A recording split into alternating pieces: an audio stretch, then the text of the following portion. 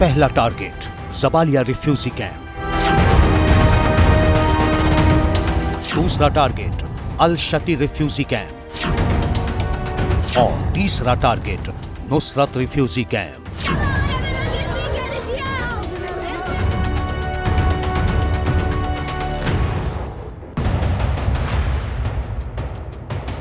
Israel ने एक के बाद एक 3 शरणार्थी कैंपों पर अंधाधुंध बम वर्षा करके पूरी गाजा पट्टी को दहला दिया।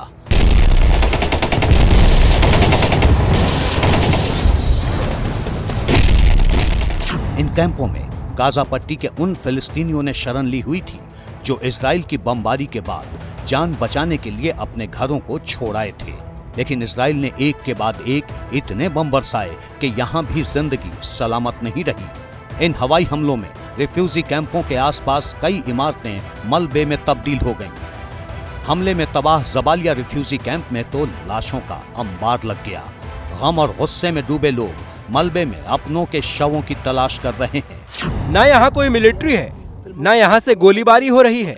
लोग अपने घरों में सुरक्षित थे, अपने घरों में बेड पर सो रहे थे। मैं ये देखकर सदमे में हूँ कि इजराइल ने फिलिस्तीनियों पर उनके सुरक्षित ठिकानों में आधुनिक हथियारों से बम बरसा दिए। फिलिस्तीनी मीडिया ने अपने गृह मंत्रालय के हवाले से लिखा है, अकेले जबालिया रिफ्यूजी कैंप पर इजराइल ने 6 बम गिराए। इनमें से हर एक बम में करीब 1 टन विस्फोटक इस्तेमाल किया गया। गाजा पट्टी में इन तीनों रिफ्यूजी कैंपों पर इजरायली हमले में कितने लोग मारे गए हैं, इसे लेकर अलग अलग दावे सामने आ रहे हैं। लेकिन बदहवास लोग इमारतों के मलबे में अपनों के शव ढूंढ रहे हैं।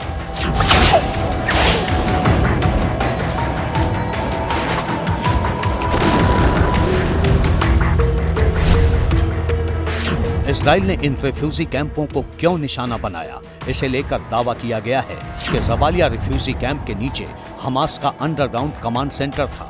इस हमले में रिफ्यूजी कैंप के आसपास की कई इमारतें ढह गईं। इजराइल का दावा है कि इस हमले में हमास का कमांडर इब्राहिम बियारी मारा गया। इजराइल का ये भी दावा है कि हमास का ये कमांडर 7 अक्टूबर के हमले में शामिल था। हमास के कमांडर वाली जो इमारत ध्वस्त की गई, उसी की वजह से अन्य इमारतें भी गिरी।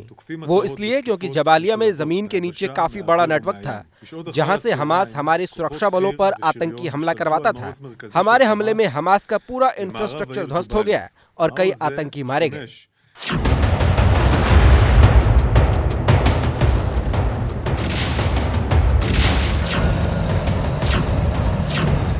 इस बीच इजराइल की सेना तबाह हुए गाजा के एक हिस्से में दाखिल हो गई। ये टुकड़ी टैंक और बख्तरबंद गाड़ियां लेकर घुसी।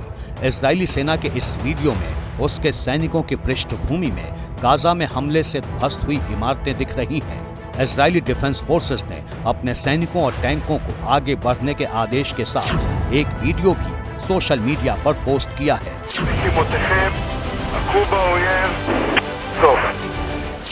इस बीच इजराइल ने उत्तरी गाजा में सिलसिलेवार एयर स्ट्राइक जारी रखी है।